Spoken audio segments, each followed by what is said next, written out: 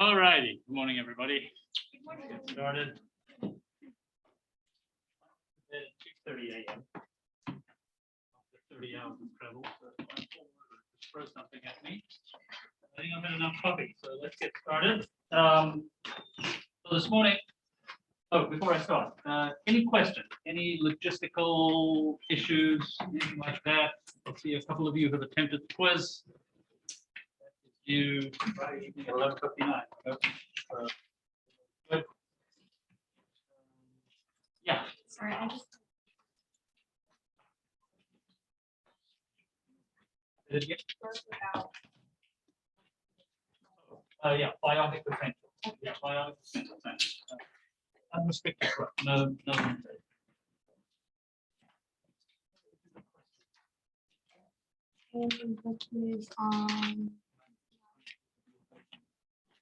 Say that again? It is. Yeah. Has anybody in the room attempted it? No? So it's under, yeah, you go under assignments and the question. First two. So take a look at the schedule and in the syllabus, and when you look at that schedule, it'll lay it out there. Yeah.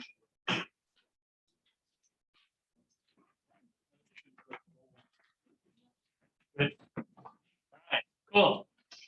Okay, yeah, this meeting that I was at this weekend, really interesting. I will bring some of the material from that into our lectures later on biodiversity. I don't know if you remember when we first got together, there was a map, not a map, there was an infographic of mammals, amphibians, and birds,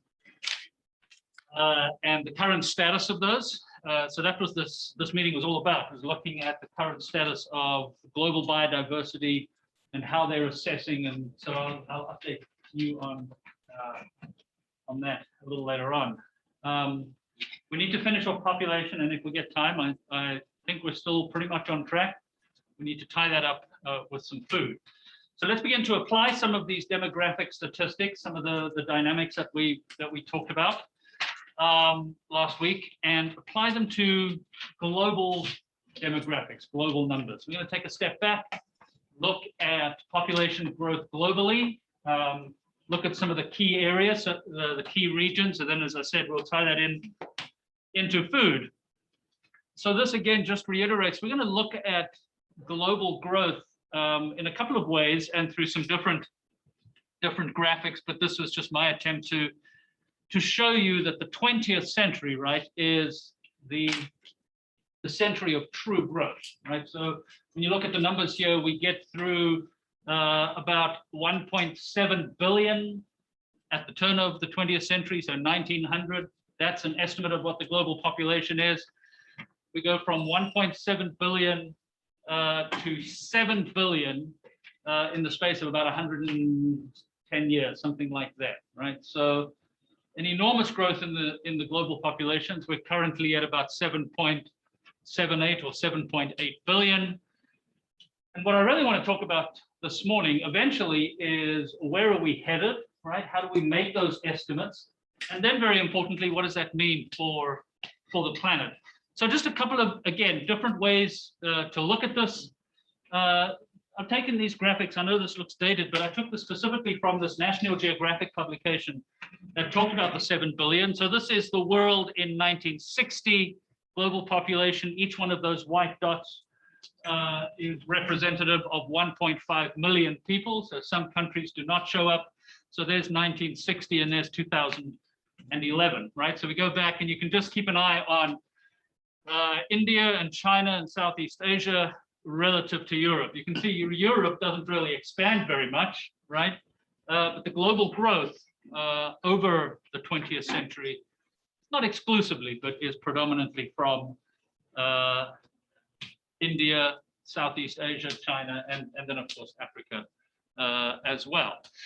Now, it's not just about the numbers, right? We can look at population density. So let me show you a couple of graphics here and then just make a comment about that. So here's a world population density map, right? And you can see the scale on the right there as it starts getting darker, okay? These are people per square kilometer. So the darkest color there is over 1,000 people per square kilometer, right? So in terms of density, we're not too concerned about the western provinces of Canada, right?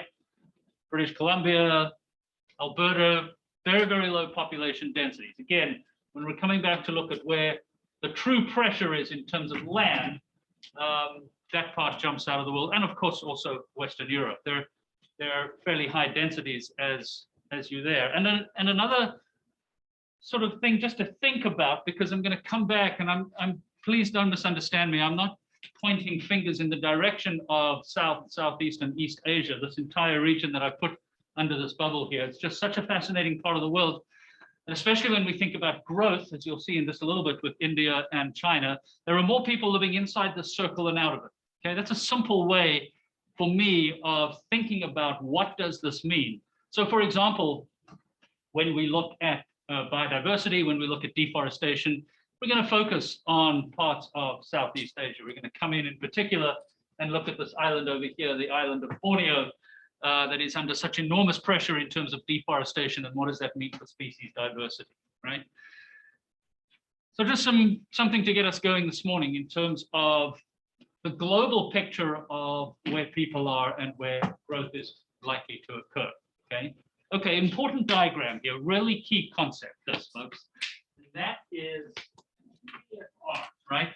Total fertility rates. We talked about the rate of natural increase, right? Birth rates minus death rates, okay?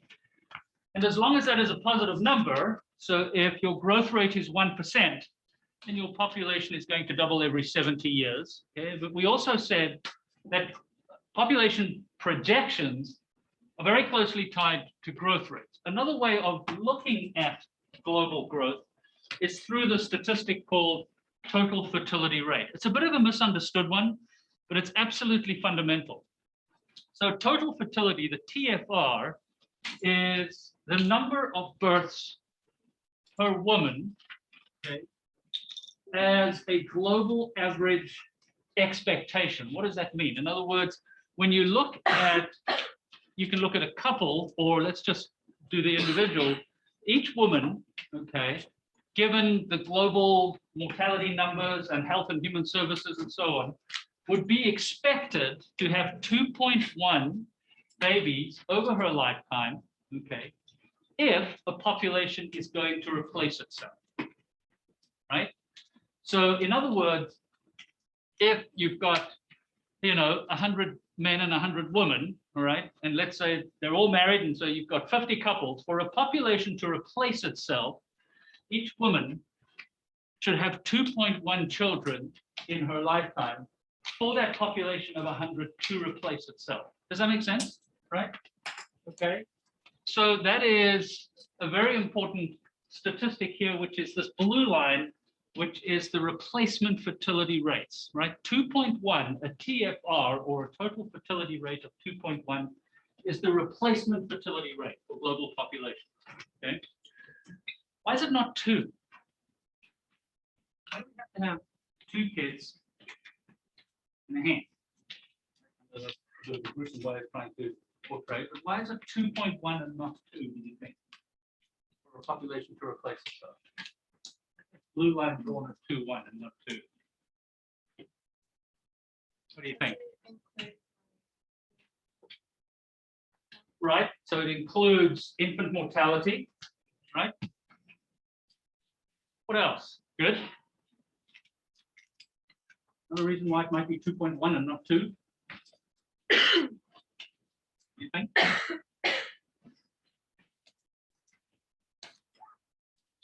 Sleepy heads. Bet you won't sleep here. Yeah. Say it again. Does it have to do with the parents dying? I can't hear you. Shout that out. Does it have to do with the parents dying?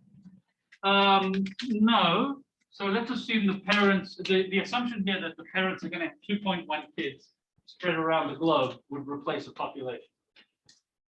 Okay. Some people choose not to have kids, right? Okay. One-child families. Some people cannot have kids. Okay. So the TFR, the replacement rate of 2.1 is key. And what I've tried to just summarize here in a very simple way are global fertility rates from 1950 to where they currently are, right? Where they currently are is at about 2.49. Okay? But you can see back in 1950, global rates were almost 5. Okay? 5 kids per couple. That's what fueled the population. Some people refer to it as the population explosion or the demographic time bomb. Okay? Anything above 2.1 means that a population is going to grow, right? Given some extended period of time. As soon as the global rates, when the global rates reach 2.1, that means the population is just replacing itself. Does that make sense? Right, so you can see TFRs have come down dramatically. And the projection is by the end of the century, global total fertility rates will be at about 1.95. Now, this diagram really does hide enormous regional differences, okay? So when you think of some total fertility rates in sub-Saharan Africa, those are still up in the 3s to 3.5s. Some countries are at 4. When you look at total fertility rates, for example, the two that I'm aware of, the 2 lowest total fertility rates in the world currently are South Korea and Singapore. Right? It's just hovering at around about 1 as a TFR. So every couple having 1 kid. What is the implication of that over time? The implication, of course, is that the population has to begin to contract, begins to shrink, right? So if you're concerned about population as being a major driver, or at least one of the key variables in driving habitat destruction and environmental degradation, however you want to frame it, okay, if population is that driver, then this is obviously good news. Global fertility rates are on the decline, okay? On average as a whole. There's a caveat to that, right? And the caveat, let me just go back a second actually, is that it is still above 2.1, okay, at 2.49. The global growth rates as an R, as a rate of natural increase, is around about 1% at the moment, right? Globally, about 1.05, somewhere around there. That's the global rate of natural increase. The rate of natural increase is positive. For the rate of natural increase of 1%, that means the global population should double in what? How many years? 70 years, right? That's not going to happen. And I'll explain why in just a second, right? So we've got a positive global growth rate. We've got total fertility rates above 2.49. That means that global population will continue to grow throughout the century, right? Irrespective of what happens. When I say irrespective of what happens, irrespective of what happens to total fertility rates, at least in the next 10 to 20 years, and you'll see why as well in just a second. So here is the projections in world population growth from 2019 through to 2100. Sorry, if I keep blocking your view here, just tell me to move back.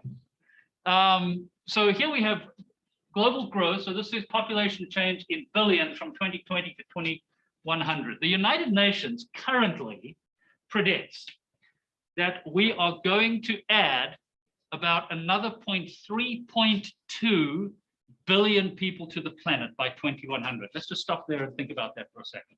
Okay, we're at 7.8. That means that we are likely to be at about 10.9 to 11, right in there, billion, okay, by 2100. That's the current consensus based on fertility rates, projections of fertility rates. Now, things can change that dramatically, right? Whether it's pandemics or famine or whatever. But that is the current sort of consensus as to where we're going to be at the end of the century. So 3.2 billion new people. However, 2.7 billion of that is going to come from sub-Saharan Africa, right? So when we think about global growth and the kind of hotspots, that's a term we'll use later on, specifically relating to biodiversity. But the key areas in terms of population growth are going to be sub-Saharan Africa. That's the takeaway from that diagram, right? 2.7 billion. So here's my way of trying to portray what global growth looks like. Okay, so what I've done here is I've tried to do this infographic. In 1950, the world's population was 2.5 billion. Okay, that's the solid little green circle. The 2100 projection, and I've just taken the 10.9 billion, right? That's 10.9 to 11-ish. Let's just say it's 10.9 billion. That's the largest circle. So this shows global population growth broadly, very broadly speaking, regionally, right? So you can see North America, so that's including Canada. In 1950, I'm not going to ask you to remember these numbers, right? It's the big picture, that's the point here. In 1950, the population of North America was 173 million. By 2100, it's going to be close to 500 million. Okay, that's a significant growth. But just look at Asia, and Asia includes China, India, and Southeast Asia like Indonesia and Malaysia. And of course, look at Africa, right? So Africa, the population in 1950 was estimated at about 228 million. It's looking likely to be 4.3 billion by 2100, okay? So the inevitable rise of global populations in Africa and Asia from 1.4 to 4.7, those two big circles are going to dominate the global numbers. Okay, so what's the challenge of that? You look at that map, just beyond the numbers, what comes to mind? What do you think in terms of large-scale global challenges? See that? Say again? Finding homes for all people. Homes? As they're expanding their continent. Right? Yeah. That continent is pretty finite. Okay. Yeah. Resources and like jobs for people. Yeah. Jobs, incomes, resources. Absolutely. Right? Someone used the phrase access here. Okay. In one of the previous classes. Access to stuff, right? And so we're going to look at this and say, should these people here that are going to come along, right, they're going to make up this big outer hoop, should we say to them, you know what, just, sorry, folks, you can't have fossil fuels, you can't have the things that we have, right? You really shouldn't be consuming at Western levels. We benefited from it, for sure, okay? There's going to be enormous challenges in terms of resources when you look at that. I'm not saying it's good or bad, I'm just kind of saying it is what it is, right? Just a couple of ways to look at global numbers. Again, this shows the world's most populous countries by 2100. Just look at those first two, China and India, right? China is currently the world's most populous country. That's going to be overtaken by India here sometime soon, probably in the next decade. So India is likely to be about 1.45 billion. China will be at about 1.2 billion. China's population is not only stabilized, but it's actually now beginning to slightly contract, right? But those two countries are going to dominate global population. Nigeria is coming along, and then the United States will be fourth, right? But those two, China and India, will account for about a third of all the people on this planet. And here's another way to look at this. And this may look like a really bizarre sort of spaghetti diagram, but I've just tried to take the top 15 countries in 2019, what the top 15 countries will be in 2050, and what they will be in 2100, with some going up in brown and some going down in green. The blues are staying essentially the same, right? So when you go from 2019 to 2050, all this says is that China and India are going to swap places, and then from 2050 onwards, they will remain the top two countries, right? But look at some of these interesting ones down here. So we've got Nigeria here at 201 million. We'll be at 401 million here by 2050. So that's growing dramatically, as is Ethiopia, as is the Democratic Republic of Congo. You've got other countries like Russia, the Russian Federation, which are dropping. Okay, they're going down here from 146 million down over there. Tanzania here will go from 129 to 286. So there's a lot of, it's an incredibly dynamic thing, and governments are going to be under increasing pressure here to start thinking about things like resources and health and human services, right? And consumption patterns and so on. Does that make sense? I know it's a odd little diagram, but I think it's a fun way to at least look at some countries regionally. Okay. Remember when I mentioned the doubling time, I said assuming a constant R, right? So R, the rate of natural increase, is important. And what are all these global growth projections based on, right? If the global growth rates go up, we just throw all those slides out the window and we say, well, we may be at 15 billion.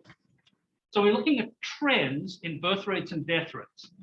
And all of these projections are based on essentially the data in this table, right? This shows the average annual growth rate. So the world at the moment, and this is the average between 2005 and 2050. So in other words, I said the current R of the world is about 1%, 1.09%, something like that. The projections are based on that declining over time, R continuing to go down, so that in the next 30 to 40 years, the average is about 0.75%, right? That's where the 0.75 is, okay? So when you look at Africa here, the growth rates are going down, but the average growth rate for Africa from now until 2050 is still going to be about 1.7%, right? It's still growing. Inevitably, it's going to continue to grow. And then just another way to capture this, I kind of like fiddling around and trying to make these infographics here that just show this graphically. So here's the US, right? And what I've done is I've drawn these 5 countries in Africa, and then we've got Pakistan on the right. I've drawn them to scale to the US, more or less, and to show what the population in 2020 is, right? So each one of these little boxes represents 10 million people, right? So in Tanzania in 2020, the population is 6 little boxes, right? 60 million people. By 2100, that will be 286 million people, an increase by almost 400%, right? That's catastrophic, potentially, for a government that has to think about providing resources to that population and income stability and equity, right? Look at Nigeria in the center there, 206 million to 733. Again, folks, I'll give you some guidance. I absolutely don't expect you to go in and start remembering all of these numbers for an individual country, the overall trend. So those are the big 6, I think, at least in terms of population growth. Any thoughts, any questions? Makes sense, right?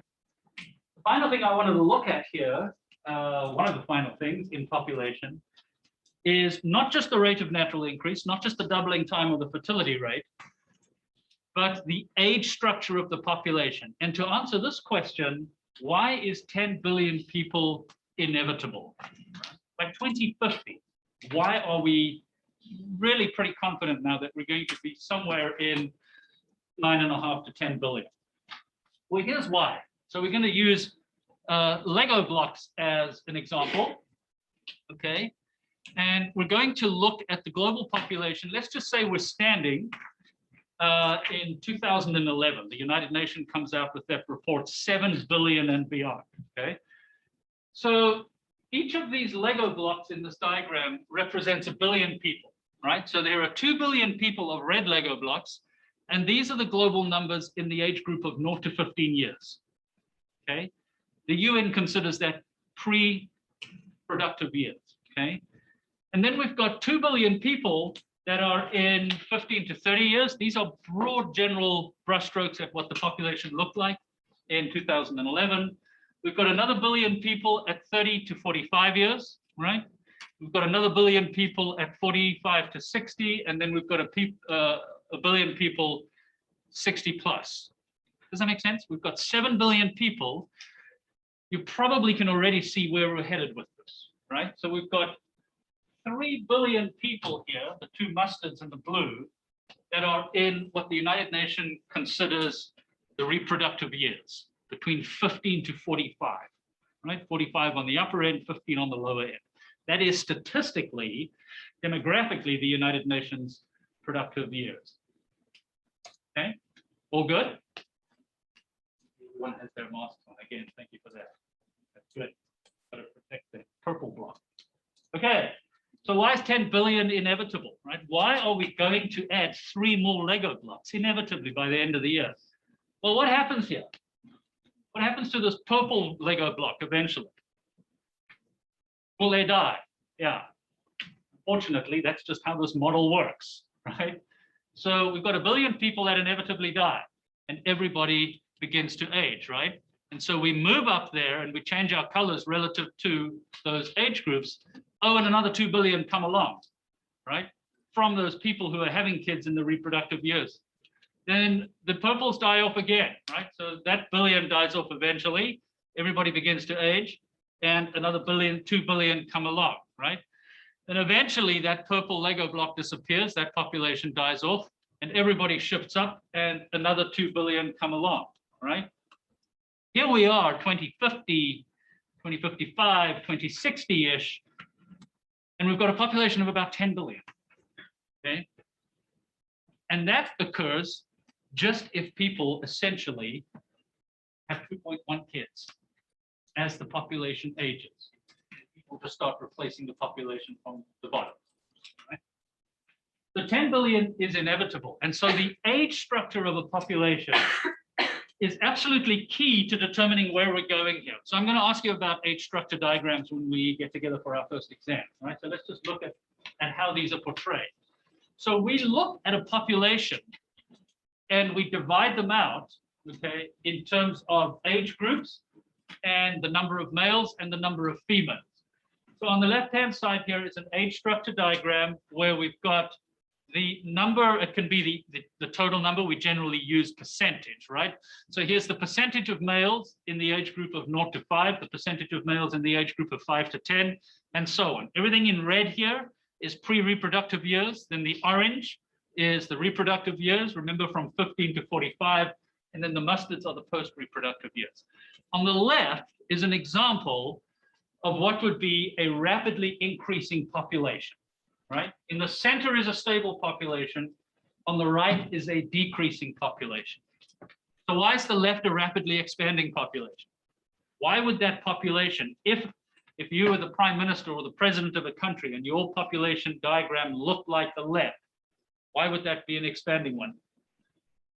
Like in the coming years, that large group of unreproductive people eventually grow up and become reproductive, so they have a big area of reproductive people, Yep. and then multiply. Yep, exactly, right?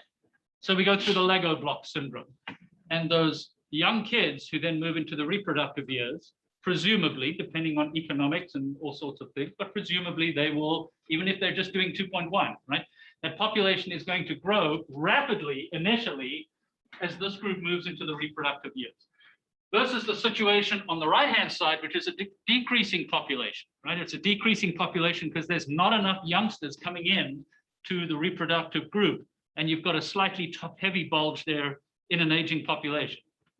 And the middle one is a fairly stable one. So when we look at 2 countries here that I've just redrawn, these are the age structure diagrams, and these were the age structure diagrams in 2015.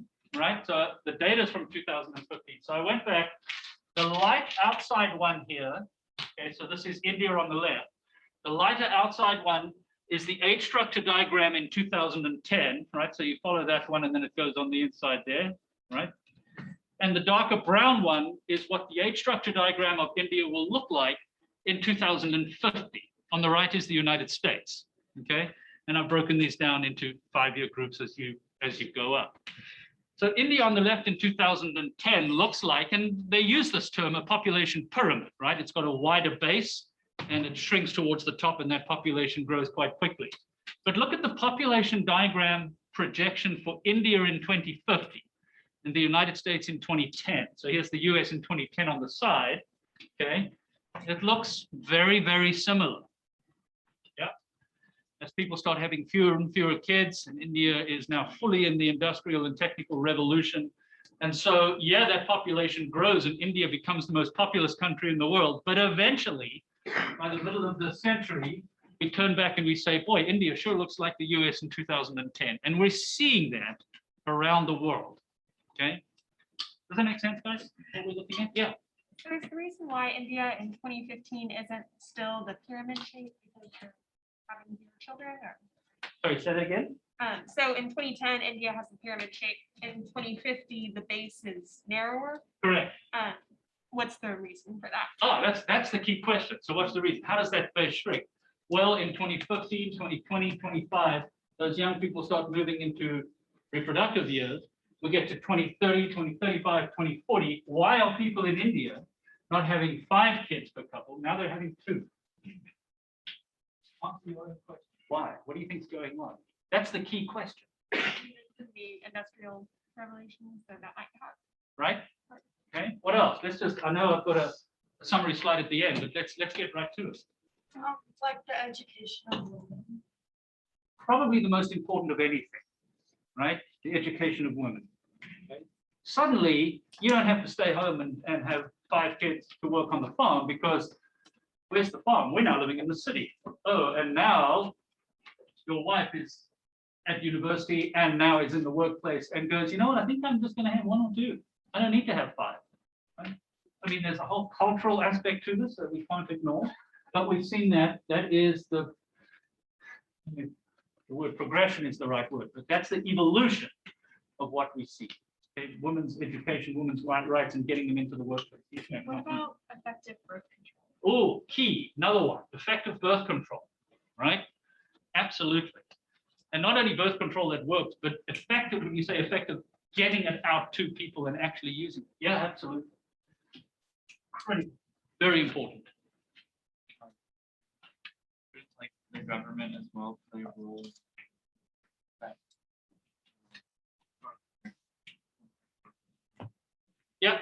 Yeah, we'll talk about that in a second. Absolutely, right?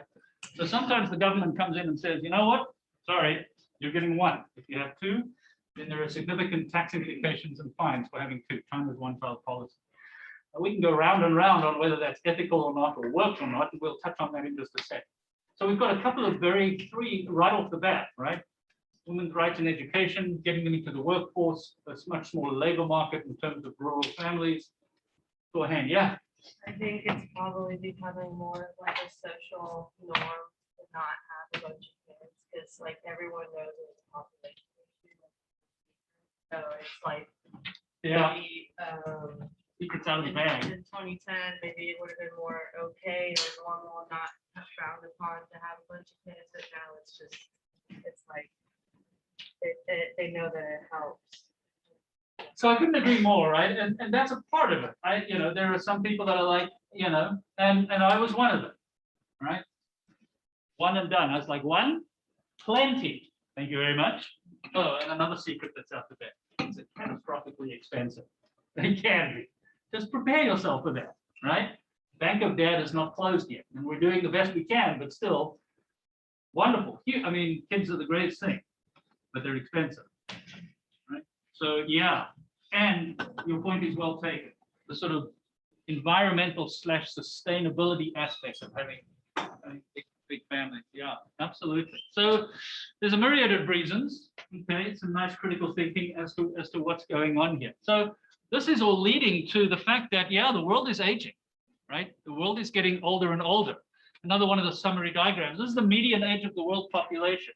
In 1950, the median age of the world population was 24. It went down. By 2100, the median, meaning half the world's population, will be 42 years or slightly older, right? Those bottom red Lego blocks are disappearing and becoming much more evenly distributed. There are interesting implications of this, right? So let's just take, sorry, I should have asked your name, in the pink cap, we just answered the question over here. Give her a nudge. What was your name? Isabella. Okay. We talked about the sustainability aspect of having large families, right? A conscious decision not to. What do you think? What do you think is the implication of, in a sense, the inverse implication of an aging population? Some of the challenges of the fact that the world is getting older and older. I don't need to pick on you. That was an interesting comment. So as people get older, more people are dying. Yeah, I saw alarmingly last week that Social Security benefits will start becoming reduced by 2034. That's a bit far off in the distance for you. Okay? A little less so for me, right? So older people, fewer benefits, more expensive health, people are living longer. There is a very, very strong and deeply rooted in many countries cultural aspect to this. Right? Japan is an example. South Korea is an example. Their populations are shrinking. People are starting to wonder, what does that mean for our culture? Okay? And keeping that going. As you age, you get a little, like, you get infertile. Yeah, yeah. So there is that too, right? Here's another one. The pressure of migration. I didn't want to just focus on rates of natural increase. Let's come back and do migration, and then we'll begin to wrap this up. We won't get to food this morning, but that's okay. We'll move that on. So what I've done here is this shows a number of countries. We've got income on the bottom axis here. So it's an odd log scale. We've got $150, $1,000, $8,000, $60,000. So it's kind of a logarithmic scale on the bottom, a nonlinear scale. And we've got countries here. So anything above that is net immigration in millions. Anything below that is net emigration, people leaving, right, in millions. And the size of the bubble here represents the population, as you can imagine, right? And I've done this regionally and then put some countries on there. Okay, these are the countries with the largest number of immigrants, and those tend to be high income or middle income countries, right? Remember, the United States is still the #1 country when it comes to people wanting to move to. And there is some, I think, and this is just my opinion, there are some fairly straightforward and obvious reasons why, right? I very much, when I finished my studies, this is the place I wanted to be. I wanted to move to the US for a number of reasons. Part of that was economic. I wanted to teach at American University. Part of it is I went to a conference in Atlanta in 1993. And the first restaurant I went to was a sports bar that did chicken wings. And I was like, this is heaven, right? I'm drinking beer and eating chicken wings and I'm watching football on TV. I have to come to the United States. Right?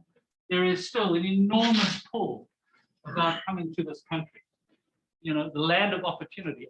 I personally fundamentally believe that still to be the case.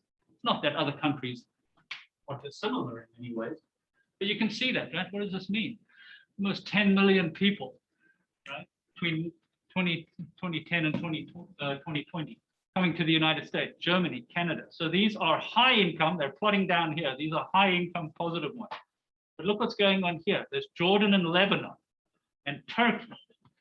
Why are people migrating to Jordan and Lebanon and Turkey? Places like that, where it may not be such an obvious link between immigration and money. Yeah. Political disputes. Yeah. Refugees. Absolutely. Right. Political disputes. And on the bottom side here, you come down to this one here. Here's the Syrian Arab Republic. Right. Down here. Look at the numbers here. 7.5 to 8 million people. Okay. We're seeing that now with Afghanistan. So there's human rights and political disputes. There's a strong argument, I'll make this case a little later on in this course, that we're going to be seeing climate refugees. Whether you agree or disagree with climate change is not the point. People are moving because of resources and political disputes, right? Okay, and then there is this. I'm going to come back to your comment over here on, does the government get involved, right? So this has been a very famous example of one way to control population, China's so-called one-child policy, right? Which is now being disbanded. Okay, so this is what this looks like. I've drawn this on two. This diagram here shows total fertility rates in Asia as a whole, including China. Right, here's the 2.1% replacement rate, and then the little inset on the right-hand side there is we've got the disappearing act specifically related to China, and you can see the one-child policy comes in 1979. So I think there's this misconception that China's population in particular was out of control until the government put the one-child policy in place. That's not strictly true, right? If you look at China just on the side here, China's total fertility rate peaked in the mid to late 1960s. It started dropping anyway as China started to develop. and technology slowly started coming in, and we started moving from a rural to an urban dominated landscape. And you can see how that really starts dropping off. And then China puts the one-child policy in place, and that certainly aided that, right, in dropping the fertility rate. You can see in Asia as a whole, by the end of this decade, we're at about a total replacement rate of 2.1, right? So China's population control method has been successful if you just look at it from a numbers perspective. It's not the only thing that controlled population in China. It was a natural evolution as they moved from a hardline communist regime into, I don't know what it is. How do we classify China? It's a sort of semi-quasi-free market, communist control, but I mean, 100 cities with over 1 million people, an industrial powerhouse. India is likely to be the same. So I don't want to argue whether the government getting in the way is a good or bad thing. I can give you my opinion. I think it's a bad thing, but nonetheless, it did have implications. Okay, so I want to just give me a second. This is a static one, but I wanted to get out of this and just pull this up for a second on an animation. Let me move that. This will not animate on a recording. But this is a really cool way of displaying data called Gapminder. Anybody used Gapminder? Anybody heard of it? Okay. You'll get to do this in lab. Okay, so Gapminder is a very, just gapminder.org. It's a really cool website, and it was developed by a Swedish doctor who wanted to make statistics more kind of user-friendly. And there's a whole bunch of really cool things you can do here. But I'm going to put this into motion, but let me just explain what we've got on the screen here. So on the bottom axis here, we've got fertility, the total number of babies per woman, right? On the vertical axis is child mortality. It's not infant mortality, it's child mortality. That's the number of 0 to 5-year-olds dying per 1,000 people, right? So child mortality on the vertical axis, and we've got number of babies per woman on the horizontal axis. As we go back in time, the data becomes less certain. So this is going to start in 1799, okay? And you'll see some of the countries that I've just highlighted here. I've picked out Japan, China, India, Nigeria, South Korea, Bangladesh, United States, and Ethiopia, okay? And they're color coordinated, so the Asian countries are the red bubbles. The US, I think, is green, okay? Ethiopia will be blue. I'm just going to put this into motion and see what happens, right? And there's all sorts of really neat things you can play around with here. The size of the bubble relates to population. So here we go, 1800s. You can see things are beginning to move here. This is kind of like one of those dot races at the baseball game, 1850s. Okay, horizontal line just means we just don't have much data, but now we start getting some data, 1870s, 1880s, 1890s. And the US is off, right? Total fertility rates start dropping down. Korea is up there. Look at the TFRs here of South Korea. Nigeria is up there. Ethiopia right on the right. Total fertility rates of 7.5, right? 1974, 1980s, 1990s, 2000s. And here we go, probably 2018 it stops. Okay. You can plot this for most countries, and all the countries are in the background. I just haven't highlighted them. But the vast majority of the world's countries are all doing what, right? They're all starting in the top right hand, where infant mortality is high, right? So health and human services not real good. And as health and human services come in, total fertility rates start going down. Okay. This is absolutely extraordinary what's going on. You look at, I'm just going to highlight a couple here. So that one there is Japan. Japan currently has a total fertility rate of 1.3. It's well below the replacement rate. And here is, there it is there. Okay. There's South Korea, 1.18. I think South Korea is now just approaching 1. South Korea and Singapore are in competition. But look at here, we think of, so this is Ethiopia, right? Ethiopia down here, 7.39. Ethiopia's total fertility rate at the moment is 5.87. That's still extremely high, but it's now beginning to drop. Does that make sense, right? So the world is getting not only wealthier, the world is getting healthier, okay, which is clearly a good thing. And we will begin to then look at what the environmental implications of all that is. So just to summarize here, just move this down a second. Good. Computer hasn't crashed. Second, we've got a wobbly. So here's a summary then of the global population. And what I've tried to do here is show the migration of people out of poverty. We touched upon that theme when we first started. Okay. So this is currently about 3.2 billion people are in this sort of vulnerable, 600 million people are living in fairly extreme poverty. Here we've got the middle class and here we've got rich people. The point of this is just to show that we've got a migration from the left to the right.